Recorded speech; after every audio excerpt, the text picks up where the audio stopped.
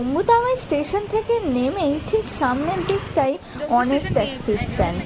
এখান থেকে যে যেখানে যাবে জম্মু কাশ্মীরে সেখান থেকে ট্যাক্সি পাওয়া যাবে।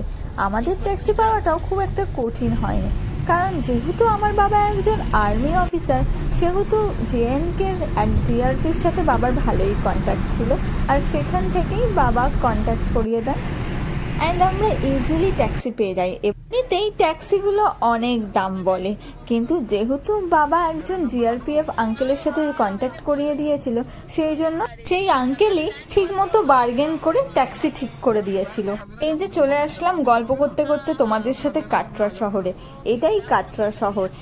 জম্মু তাওয়াই স্টেশন থেকে কাটরা আসতে মিনিমাম 1.5 ঘন্টা টাইম লাগে।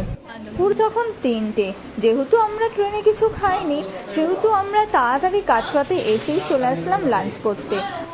রাস্তাটা আমাদের কাছে খুবই চেনা, এই জন্য সেরকম কোনো অসুবিধায় আমাদের পড়তে হয়নি। যাই হোক, হোটেলে এসেই আমরা সঙ্গে সঙ্গে চলে আসলাম আশির ধাবা কাম রেস্টুরেন্টে। এখানে ভাবলাম এত দুপুরবেলা হয়ে গেছে, তাহলে আলু পরোটা খাওয়া যাক। আলু পরোটার সাথে ম্যান্ডেটারি একটা সবজি ছিল, আর ছিল সাথে আচার। দাম নিয়েছিল 45 টাকা পার পরোটা। খাওয়া দাওয়ার পর সামনেই ছিল কাটরা মার্কেট। ভাবলাম একটু ঘুরে আসি কাটরা মার্কেটটা, দেখেও আসি। যেহেতু আমাদের উদ্দেশ্যটা এবারে আসার ছিল মাতা রানীকে নিয়ে যাওয়ার এখান থেকে, তাই সেই মাতা রানীকেই দেখতে আমরা একবার মার্কেটটা ঘুরে গেলাম। ওই তো কি সুন্দর লাগছে না আকাশটা, আর সাথে ত্রিকুট পর্বত। কত দিনের অপেক্ষার পর এই সুন্দর দৃশ্য দেখতে পেলাম।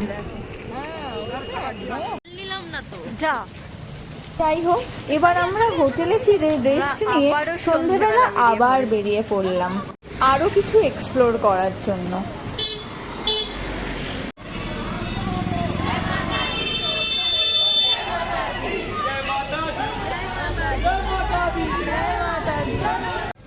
আর রাস্তায় যেতে যেতেই দেখতে পেলাম এই সুন্দর দৃশ্য, আর এই দৃশ্য দেখতে দেখতেই আমরা পৌঁছে গেলাম নিহারিকা কমপ্লেক্স, যেখানে তোমরা রুম, ডরমেটরি, ভোজনালয়, এমনকি বৈষ্ণব দেবী যাওয়ার জন্য যে RFID কার্ড লাগে সেই কার্ডটাও এখান থেকে করা যায়।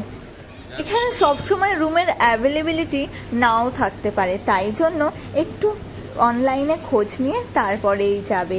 আর দেখো, আমরা এখানে চলে আসলাম অন্নপূর্ণা ভোজনালয়। রাত্রিবেলার ডিনারটা আমরা এখান থেকেই করলাম। এখানে সেলফ সার্ভিসের ব্যবস্থা। আমরা নিয়েছিলাম 2টো থালি, 90 টাকা পার প্লেট। আর কি কি দিয়েছিল দেখো, ভাত, রুটি, একটা সবজি, ডাল আর আচার। খাওয়া দাওয়া করেই আমরা খুব তাড়াতাড়ি রওনা দিয়ে দিলাম হোটেলের পথে। কাল সকালবেলা খুব তাড়াতাড়ি আমাদের রওনা দিতে হবে।